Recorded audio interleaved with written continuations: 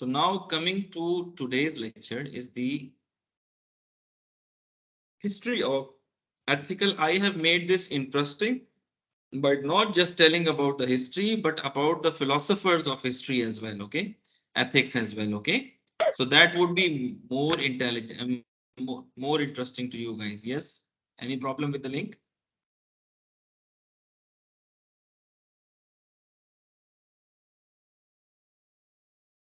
Is there any problem with the link? Okay, so No, I am sir. audible. Okay, WhatsApp कर Yes, देना sir. अगर कोई problem हो, ठीक है? You can Okay, sir. WhatsApp me, okay?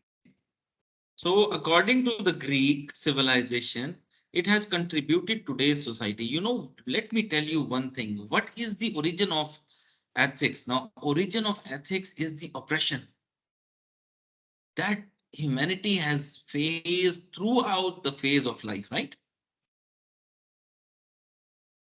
You know, talk about the autocracy, talk about the kingdom rule, you know, where the kings were the lords. They used to decide what was right and what was wrong, and who came forth against them were the philosophers of ethics. Okay, so everything that ethics has come to us is basically the human struggle against the zulm, human struggles against the atrocities. Okay, this is the problem with this. For example, in an era of Greek culture, okay, where Aristotle stood and he, dictated the those oppressors that you are doing wrong. Okay, and he taught us what exactly ethic is. Okay, so the teaching and doing of ancient Greeks have remained important lesson that many societies still base their own laws and ethics on. Okay, now no religion in the world is not affected by the Greek ethics. Okay, from the ethics that were exhibited from the ancient Greek society. Okay, every single religion is affected. Okay, the ancient Greeks implemented their values of loyalty, glory, intelligence, and hospitality into everyday life. While these values may seem simple, they effectively shaped an entire civilization into a culture. Okay. Now, what intelligence is? While it is not a requirement of women during ancient Greek, the men were required to go to school and learn. Boys were taught at home until the age of 6 or the age to 6. Okay, and then sent off to school. Ancient Greek schools in many cities stated featured a structure that had boys in the school from the age of 6 until 14, and then an optional additional 4 years. The boys were trained in areas of the arts as well as citizen training. Okay, so citizen training prepared Greek boys for two aspects of adult life, which were peace and war. Okay, so there was a whole lot of learning in their era, in their schooling as well. Okay, so glory is one of the another part of the Greek culture. The ethics, we have discussed about it, that all of the culture is based on the ethics. Okay, so glory was again a beautiful additional value addition to their culture. I am audible? जी जी sir बिल्कुल. Okay, okay. So glory of a young man in ancient Greeks was the equivalent of fame to young people in today's society. So everybody is going for the glory, right? Stories of war, glorious. They used to sit and tell about the stories about their braveries, how they fought, and how they stood against the atrocities, oppression. That was their. There wasn't any WhatsApp or there wasn't any social media at that time. So they used to gather in the evenings, and they had their own culture of, celebrating their evenings. Okay, it was believed that once you die, all souls were sent down to Hades. Souls that had achieved some sort of glory during their living life were the only soul in Hades that were granted privileges. Okay, so some way or the other, by doing good deeds, you are rewarded in any other sense in your after this life. Okay, some says that you are given birth into a very beautiful future, into a very beautiful creature, into a very beautiful man in the future. Some says that you will find the glory when you go from there to Hades, and these theories keeps on provoking humanity not to leave this values in their life. Okay, so glory of young man in ancient Greek that we have then there is a hospitality. Any single cultural civilization, this is an integral part, how they greet you. Helping your fellows man was an important aspect of ancient Greek society. Okay, Homer clearly depicted the importance of hospitality throughout the Odyssey, as Odysseus traveled to faraway places and was in need of help from others. Ancient Greeks were hospitable even when they did not want to be. They offered food, sheltered. This is a part of a society where society cannot strengthen its pillars if it is not hospitable. Then they were loyal. Okay. Now, if there's a beautiful saying that you can you can stay in a pluralist society where there are different people from different backgrounds, and you can be progressive. But if there is oppression in the society, you cannot live in that society. Understand?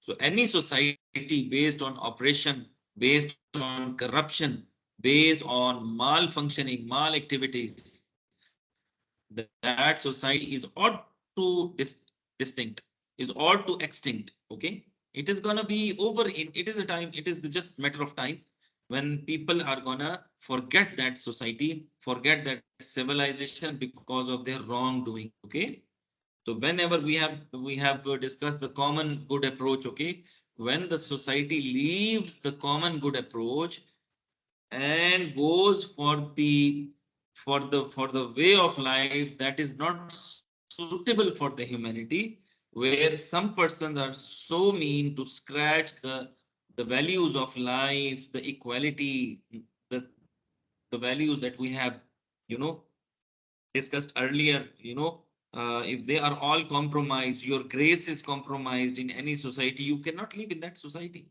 So loyalty is again one of the main pillars of any society. Okay, often send tests to civilization and maintain faith through the test was though the test was a sign of loyalty and belief. Okay, so now let's come to the philosophers. Ancient Greek philosophers. Okay, Protagoras, he was born in 490 to 420. His theory was related to relativism. Okay, he used to relate. One of the earliest sophists. Okay, teacher who teach the art of public speaking. Protagoras defined the existence of objective moral truth and defined. Okay, I have just history of ethics. Okay, and defended a version of moral relativism. You know, exactly what he want to say is that all good and bad comes out from the human itself. Okay, if we just click on this button and we just copy this from here, ये भी मैंने ये सारी आपके लिए लिखी थी, लेकिन वो प्रॉब्लम ये हुई है कि दरमियान में मेरा जो है ना वो सिस्टम क्रैश कर गया, तो फाइल सेव नहीं हो सकी। मैंने आपके लिए ये सारी डेफिनेशंस लिखी हुई थी। चलो मैं एक बार फिर आपके लिए let me find it once. So what is objective moral? Okay. So objective morality in the simplest term is the belief that morality is universal, meaning, oh, sorry for that.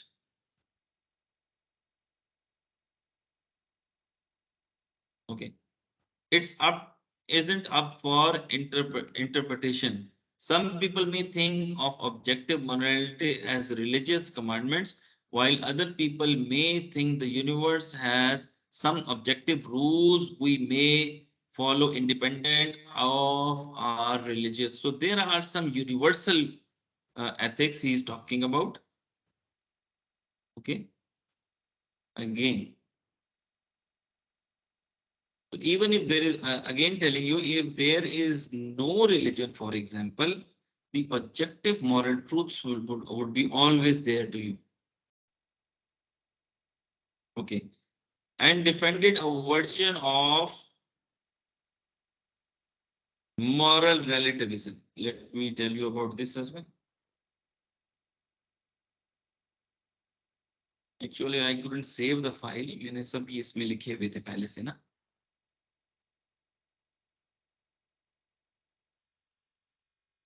So moral judgment are true or false only relative to some particular standpoints. For instance, that of a culture or a historical period, and that no standpoint is uniquely privileged over all others. Right? Do you understand that?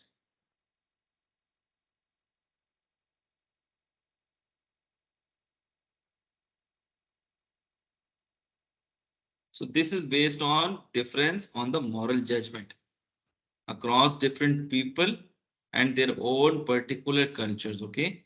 So relatively, if there is another culture, its norms will be different.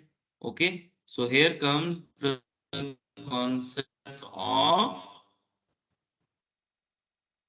relative norms. Any question till here?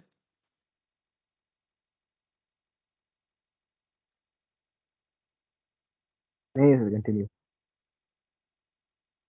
Hmm? So let me tell you again what exactly he said. ठीक है, कोई जल्दी नहीं है. So what did he said? He denied the existence of objective moral truth. Objective moral truth क्या है? कि वो universal moral values हैं, even if there is no code of conduct. He said he had defended that version of moral relativism. Okay, every culture that is basically is bound to follow its norms. Okay, that culture exhibit. Okay, so there is no supreme law that enforces its own, for example, will on others based on objective moral truth. Okay, मैं हूं और जो मुझे अच्छा लगता है बस उसी को ही तुम सब लोगों ने फॉलो करना है. नहीं, जो नॉर्म्स हैं हम उसको फॉलो करेंगे. एंड अगेन वो जजमेंटल हैं सारे. Okay, he emphasizes the extent to which moral codes are human creations, set of customs practiced and upheld by particular communities. You know, is a very big legacy of human. हम आज कोई मुसलमान है, कोई हिंदू है, कोई क्रिश्चियन है. We are from our different beliefs because of the customs that we had inherited in our life, right? So for example, if I would have been born in somewhere in West, where my parents, they might have been, for example, from the Christian background. So, you know, uh, through this legacy, I would have been followed them. What do you say about that? Is it right or wrong? Should we follow the culture that is given to us through our society? Or should we strive for better than that something?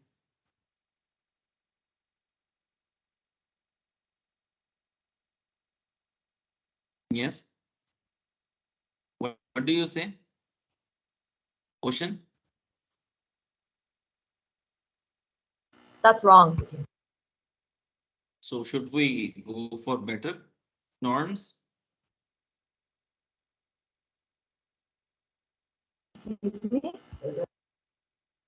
Should we go for a better solution of our life that our culture has given, or should we just quietly follow our cultures and our values?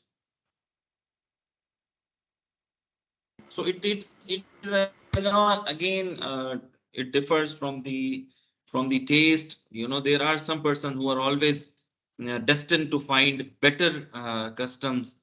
They are destined to find better I would say code of values than the society has offered. But still there are some people who say, okay, my mother and father, I just gonna follow their code of life. Then there comes, who is the next one? Socrates. What does he says? He comes from 470 BCE to 390 9. Okay. Socrates was convinced that possessing and exercising the virtues are absolutely crucial. If a person is to lead a good and happy, enduring life, the point of philosophical inquiry into the virtues is that acting correctly requires that one possesses knowledge of the human good.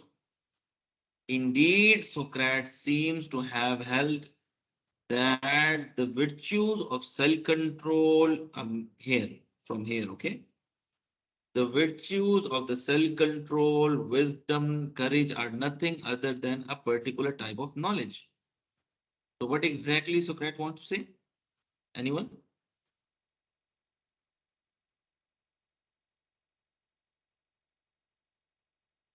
So he says that we have to follow the, the higher tier of ethics, okay? And that is virtue. The point of philosophical inquiry into the virtues is that acting correctly requires that one possesses knowledge of the human good, okay?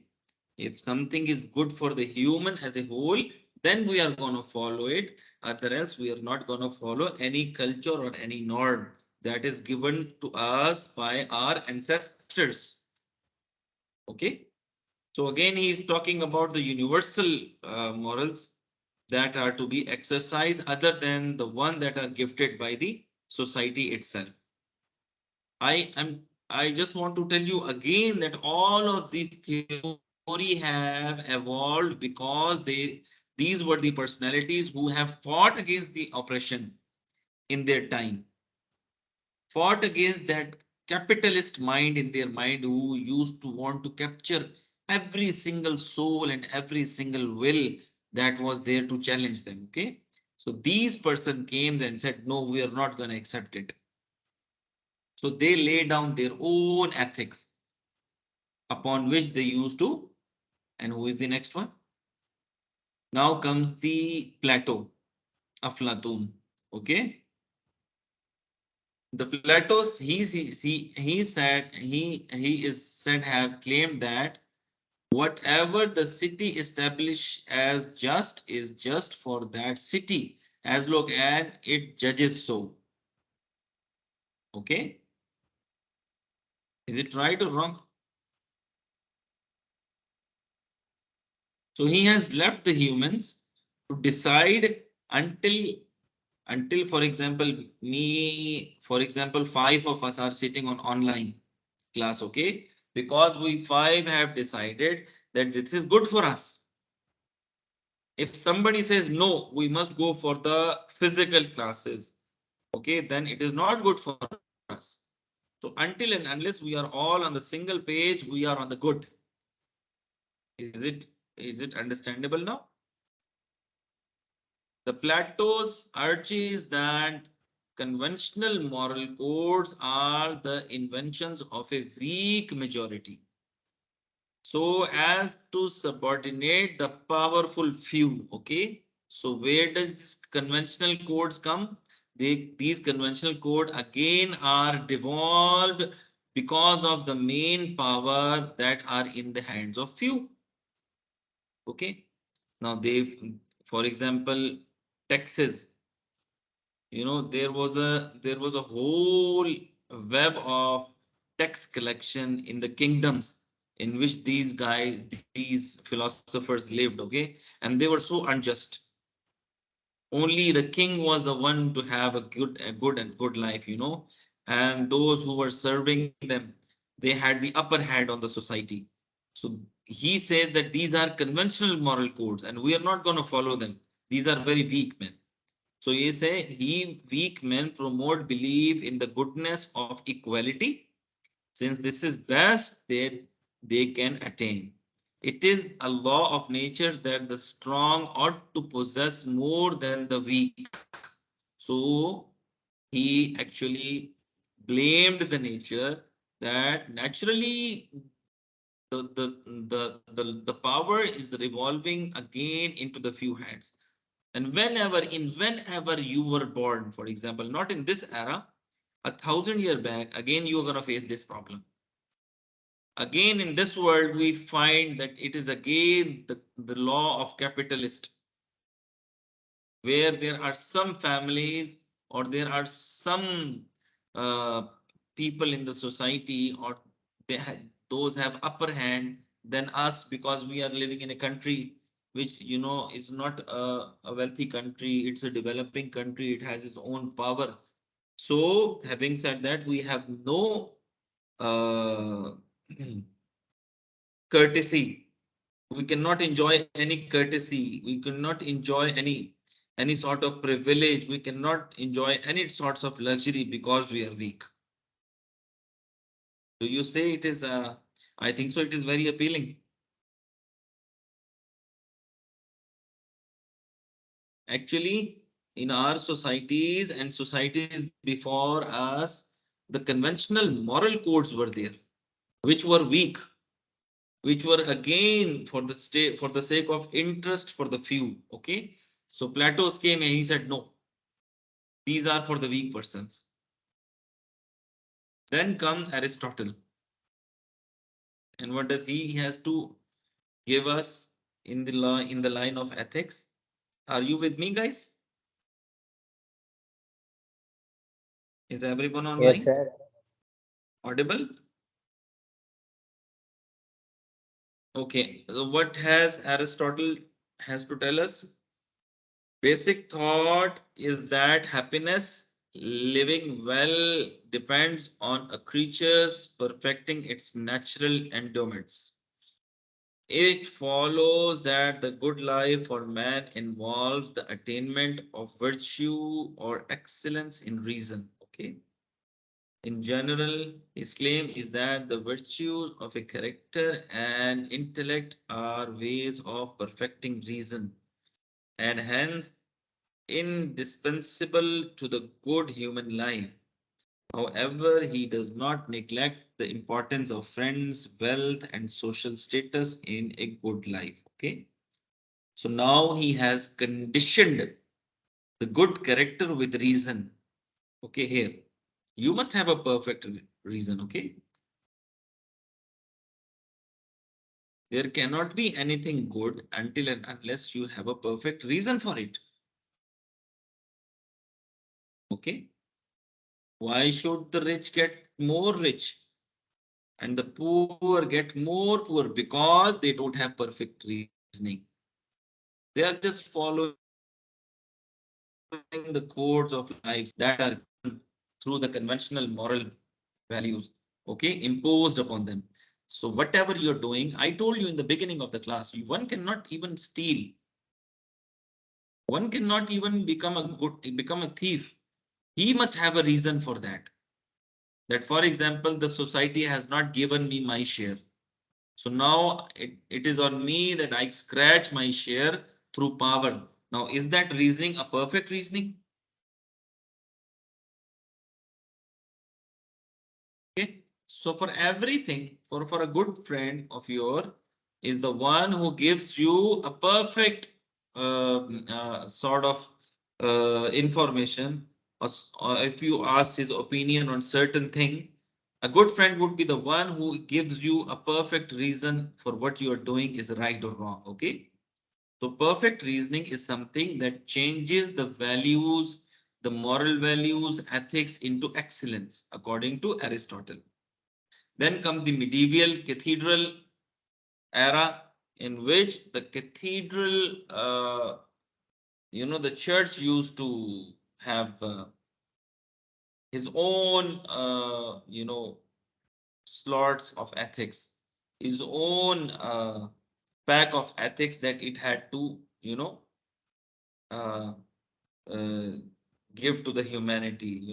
This medieval era is also known as the Dark Ages in the Western society. Okay, as the whole knowledge of ethics has developed through West, so that's why we are whatever we are discussing here is basically in the medieval ethics or the medieval time. It is on related to the West. Okay, so there are seven deadly sins related in the West. Okay, in Arabic we say sab'a mawbiqat. Even this perception and even this sort of notion is also present in the Arabian culture, where there are different seven sins, not these one, but they are known as sab'a mawbiqat, seven deadly sins, which are vainglory or pride, greed, lust, envy, self-centeredness,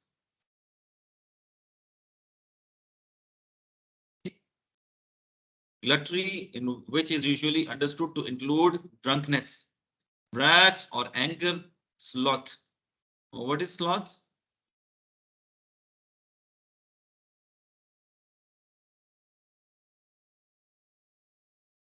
Can anybody tell us?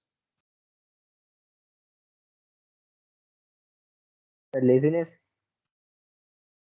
Let me see.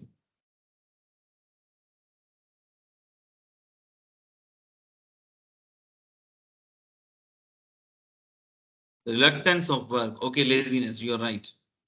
So these were known as sab'a mawbiqat in Arabic, but these are different in Arabic. For example, sab'a mawbiqat in which there is shirk. It comes the disobedience of your mother and father. Okay, so there are other, killing someone is again one of the heinous crimes in. Okay, okay. And what were the virtues at that time? Those were humanity, charity, chastity. And what is that?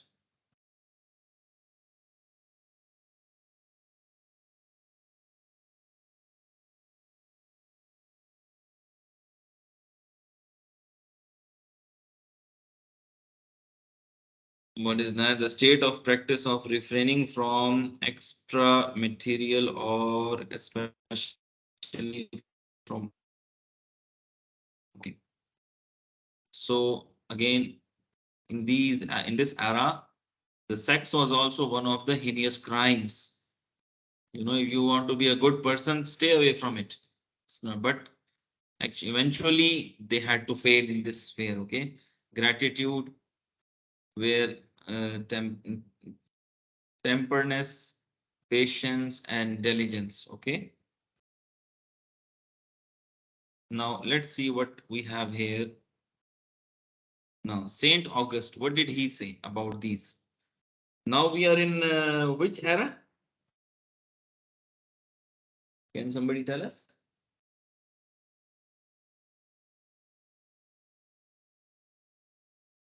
Now we are in the era of medieval. This is the Middle Ages, okay, of the West, also known as the Dark Ages. Held that one might know the good and still not to do it. To make sense of this possibility, Augustine develops a notion of the will as an executive power that need not follow the intellect's judgments. Okay, a person can perform an action that he judges to be entirely unjustifiable. It is always open to the will to reject the judgments of the intellectual. The will is capable of choosing to do something the intellect judges to be bad. Okay, so according to his theory, you can do bad things even if you know it. Okay, so you can do bad thing, but still you must judge it as a bad thing. Okay, what you have to do is, when you realize that you have done something bad, you come to the church and just go for the repentance. Okay, so you go to the pope and you say that I have done this bad thing, and for example give something on the charity basis, and then all of your sins are forgiven, you know, because in this era the religion was upholding the chair, you know, it is again who is holding the power. They were not the kings. The church used to rule. All the money, all the taxes that were collected into the society used to go into the, you know, in the system of where church was responsible. Okay, that's why only church was the one who can interpret Bible. No one other than the church will interpret the Bible. Okay, so they were the one who were actually developing these ethics. Okay, that we have discussed, seven heinous crimes and seven virtual values that we have discussed. Okay, then later Greeks comes the Epicureanism. और तो नहीं हो गए यार? नहीं नहीं sir, continue. Someone is bored, I think so. What can I do? I have tried to make it more interesting for you guys. Okay, so where are the others? Epicurus identifies the enduring, yani happiness in the life, with the life of pleasure.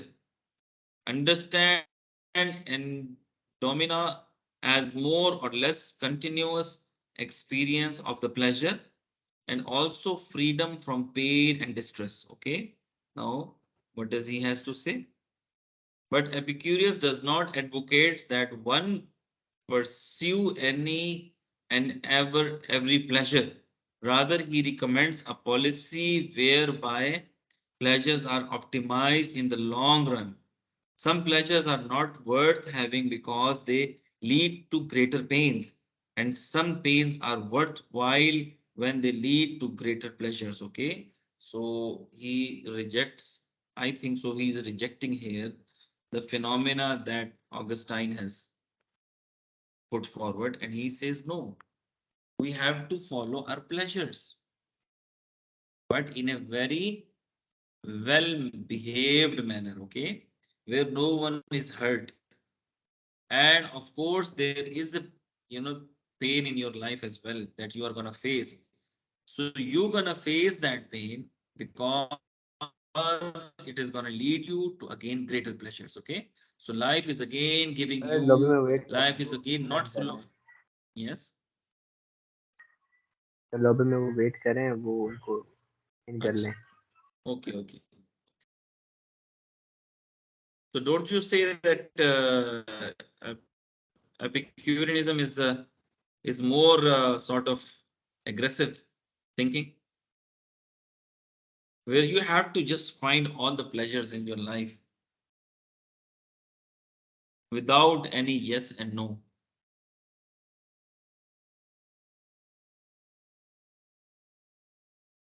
Then comes the later Stoicism.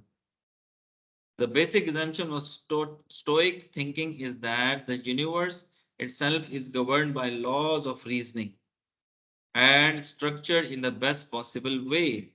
The metaphysical thesis is connected with the ethical view that the good life is one that is lived in accordance with reason.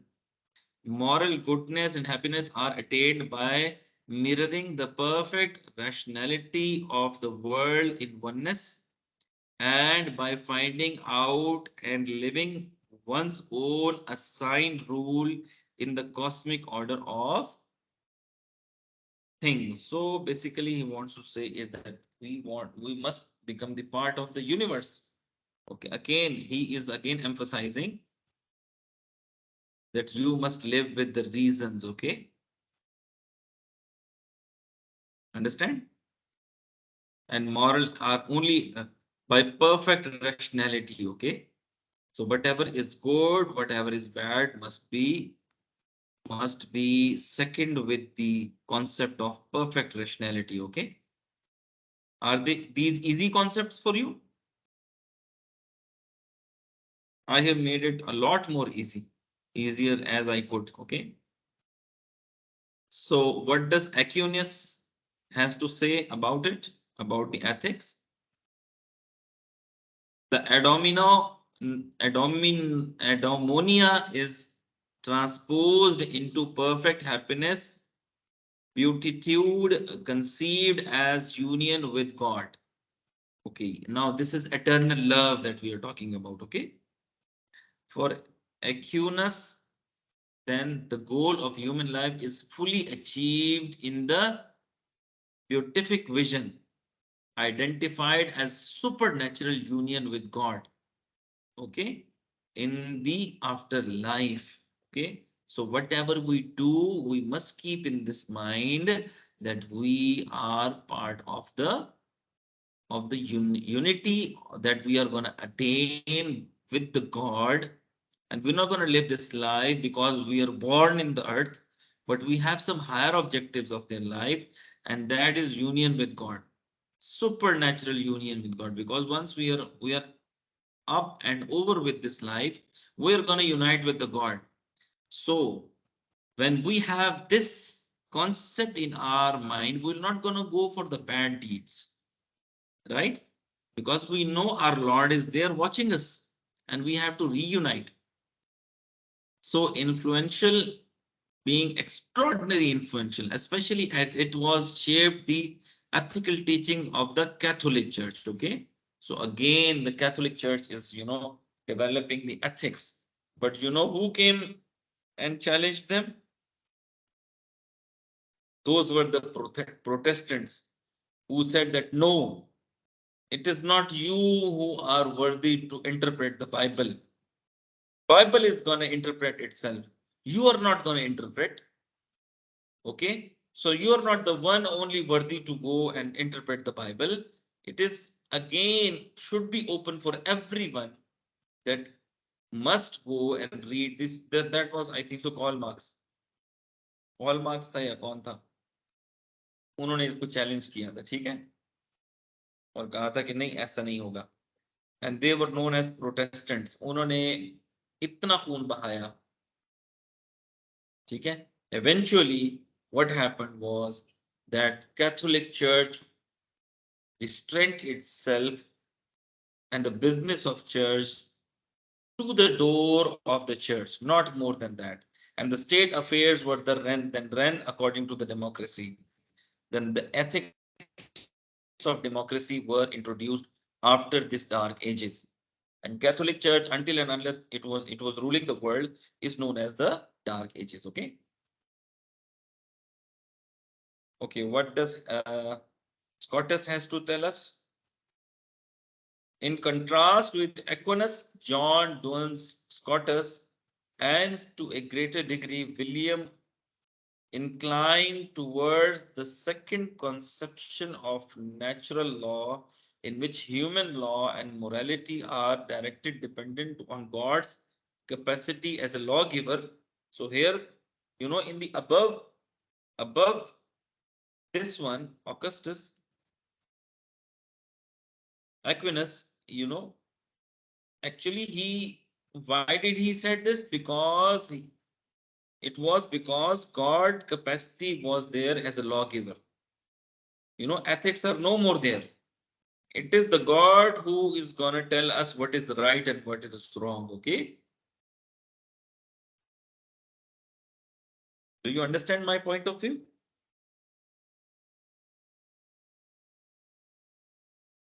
So they are different from the Greeks, right?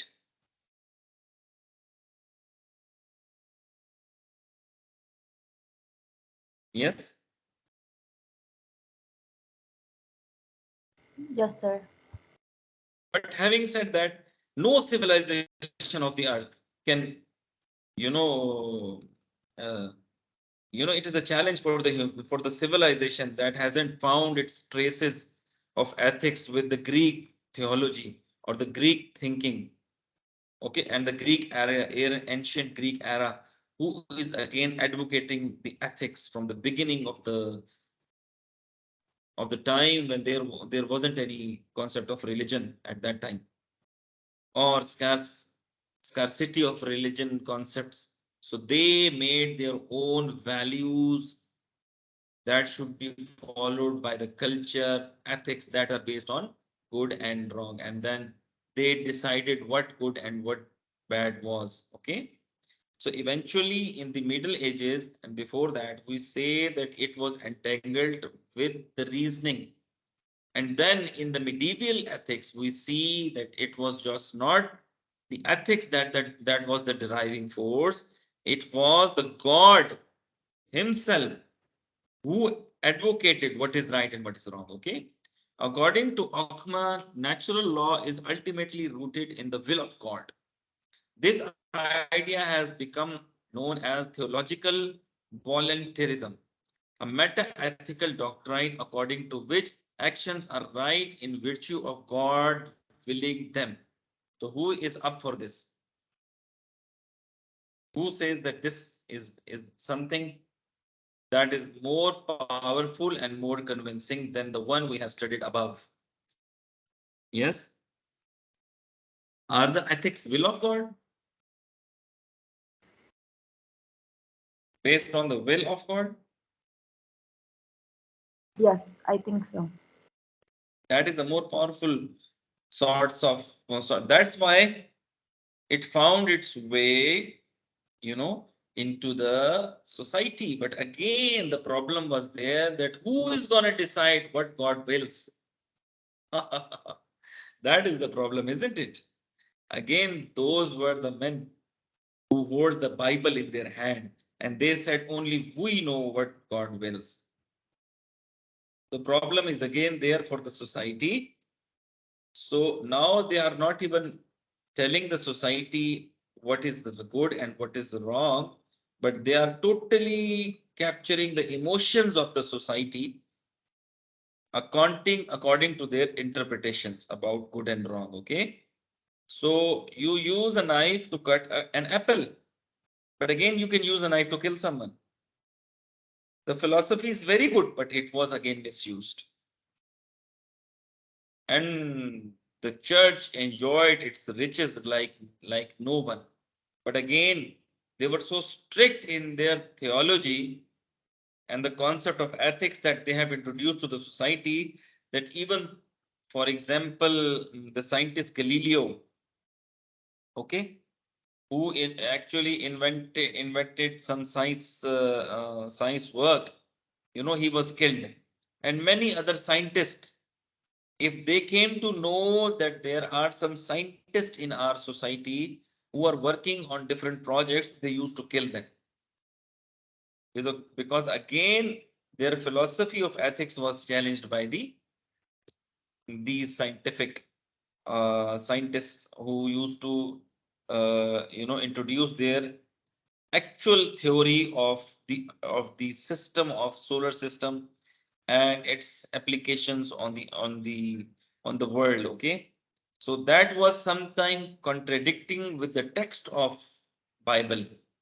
Okay, for example, in a Bible, I just give you a hypothetical example. If the Bible says that sun is revolving around the earth, now they established that sun was not revolving around the world. It is the earth that is revolving around the sun. And then they discussed about the gravity, and the Galileo came with its own concepts of scientific theories that was again knocking the door of Catholic Church, that whatever you are interpreting is wrong. Okay, so that's how it ended, and this era ended. And in this era, there was an addition in the medieval ethic by the Muslim scholars at that time in the Muslim words. You know, there were the crusade wars that were fought by the medieval that was basically initiated by the Catholic. These were the freedom wars that were fought by the Christians to get the मुकद्दस मकामात को क्या कहते हैं English में, the sacred places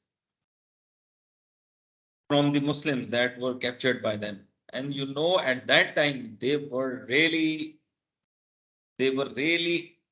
astonished how at that time Muslim philosophers were developing their theories. Okay. And the scientists were free to, for example, the University of Cordova at that time, you know, the people were at that time, they were not even establishing the scientific knowledge. They were establishing the course of Ilmul Kalam. Okay, a science of kalam. ilmul kalam कहते हैं जो जो होते हैं ना, science of speaking. ठीक है, a higher speaking, this is a higher speaking mode or higher intellectual mode. Okay, ilmul kalam. Okay, and they were developing the logics, the Greek logic, applying the Greek logic into the theology. You will whenever open the books of Islamic literature, it is so deeply rooted with the Greek philosophy that you will be surprised how logic is governing the books of Islamic theology, especially when I'm talking about the explanation of Quran, when I'm talking about explanation of of Aqidah. Do you know what Aqidah is? Belief. The logic is the deriving force in this era. And it was so highly popular at that time that, that some of the Muslim scholars, they believed that, they used to fight upon the matter that Quran, either it is created from the beginning, from the Azal, at the time of beginning, at the advent of the time, the Quran was developed. They were debating on that, and they had a very grave difference of opinion on that, in which the scholars used to, the scholars, those Greek which were advocating the Greek logic of their time, by saying that Quran is not Khalik, it is Makhluk. Okay, it is the one, and it is Hadis. Do you know these terminology? Hadis means that is been invented, and it is not from the time that from the advent of time. Okay, so it means that something is hadis if something is new, if something is invented, it is meant to change. And the theologians of that time, they had to face this bombardment of philosophy at that time. One of our theologian, Imam Ahmad ibn Hanbal. Okay, he was captured into the dungeons of King Mamun in the Abbasid era of Islamic period, medieval period, where he was lashed for 2 years for not accepting that Quran is makhluk. Okay, Quran is invented. Quran is the thing that, when we talk about kalam, if we say kalamullah, Quran is the book of the Allah, because through his kalam. Do you know what kalam is? यार कलाम को English में क्या कहेंगे? Hmm? In English.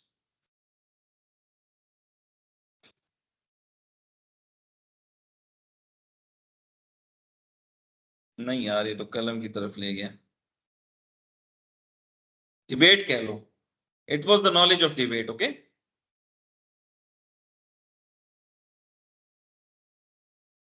so he faced 2 years in the dungeon by the king Mamun to accept that Quran is not the is the word of God in terms that it has been created now. It was not created before. This is something philosophical, right? And then, if we enhance this philosophy, anything that contradicts in Quran or in Sunnah, for example, with the logic of Greeks, we will throw away that, and we will accept only anything that is according to our reason, because mind and reasoning is supreme than even the wahi, the revelation itself. So this time was so difficult time for the Islamic theology, that the scholars of theology of Islam had to undergo strict punishments. Okay, and then they used to say whatever we will say according to the Greek philosophy, that would be acceptable, and not the Quran itself, and not the Hadith itself. So just I wanted to tell you how the things have replicated in different eras, right? Like I told you, in the era of medieval church era, now it comes the medieval time of Muslim philosophers. But at the same time, they developed and they put their positives into the philosophy of ethics.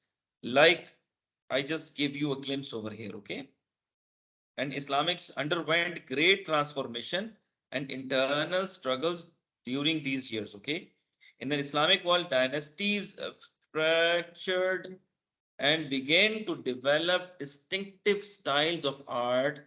For the first time, desperate Islamic state existed at the same time, and although the Abbasid caliphs, Abbasid was the kingdom at that time, okay, in 1258, was fully dissolved until other dynasties began to form even before its end. Certain elements of Islamic theological values introduced by one of the scholars that I'm going to tell you was the Ghazali itself. Okay, should I show you the picture of him? और वो भी रह गई ना, बहुत सारी चीजें मेरी डिलीट हो गई। मेरा सिस्टम जब स्टक हुआ है ना आज, तो बहुत सारी चीजें मेरी डिलीट हो गई। Okay, I just put a picture of Ghazali. Should I find it for you?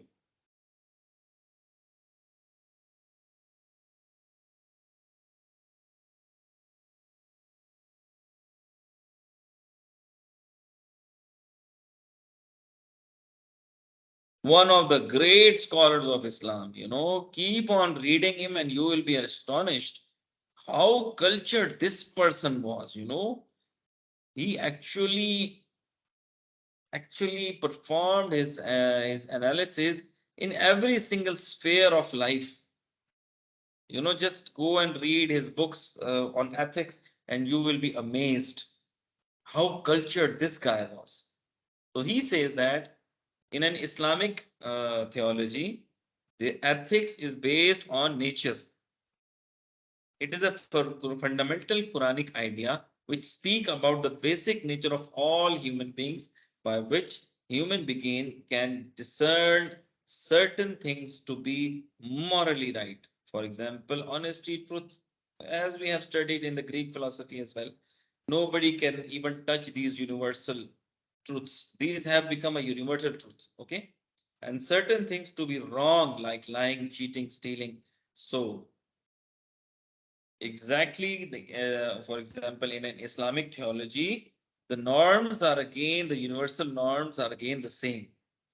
Another thing in our ethics is intellect, is reasoning, again, the one that we have studied, okay, in the above theology of the medieval theology, and even in the ancient theology, the later philosophers, they develop their theory according to the reason. So morals should be according to the reasons, right? So God endowed humanity with the ability to use reasons to differentiate between right and wrong, okay? Right and wrong, and to discern the proper course of action those who refuse to use their minds and follow their egoistic desires and blind themselves with self importance, follow their instincts and hedonistic desires, and deviate from the true path, becoming unable to minimally distinguish the right from the wrong. Okay, so if somebody is praying 5 times a day and he's not using his head, that why exactly he's praying. Okay, so he is not, you know, he's not reciting the wisdom out of the recitation, then his prayers is no good to even himself. Okay, to ensure even if they know the truth of the matter, they are included to follow their carnal desires and lust. Okay, so you need to have a good reasoning again for right and wrong. And then comes the third pillar of ethics in Islam, and that is based on wahi. So it is on the third place that we he kept wahi. Muslims believe that all communities have received Allah, God's guidance through revelation given to the prophets and messengers of the God. In Islam, Adam is not only first human being, he is also the first prophet who delivered God message of monotheism to his descendants. Okay, so here are some questions. Okay, main idea. Relativity theory. Ethics are relative. Now, Islamic perception rejected may be a particular society culture is again Islamic principle. Okay. Ethics right means command by. Is it interesting? The action results in a greater number of utilities. Reject it. Ethically right is not enough. Okay. So, because the only basis for this theory is the greater conquest, consequences for greater numbers. Okay. So again, the greater number will decide what is right and what is wrong. So a person must always perform his her own interest. Reject it. It is against the Islamic principle of justice. It underlines the duty as a basis of moral category, which can be seen as a right or wrong judgment. Okay, what is moral category? It does not look at the consequence of action, and there are universal ethic actions that everyone must accept. So here Islam rejects it. The theory is not clear about the source of these universal ethics. The theory focuses now comes to the virtual ethical. This theory focuses on what makes a good individual or person rather than what makes a good action. There are specific virtue traits that every person must have, such ability, cooperativeness, and so on. Rejected because one basis for this theory is virtue ethics. I'm not convinced with the last one. Okay. Any question till now?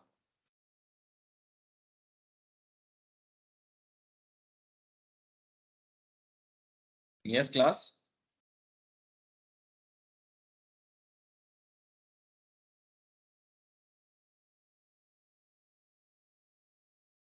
Jessica?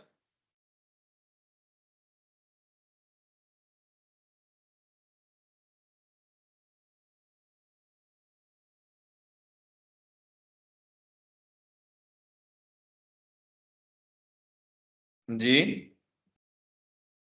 Are you with me, guys and girls? Are you with me? So we're gonna end this class. Should we?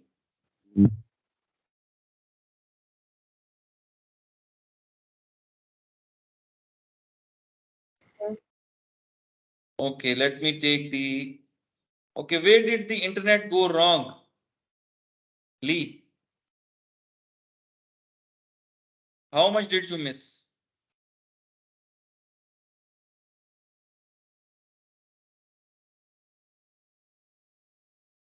I think so. They have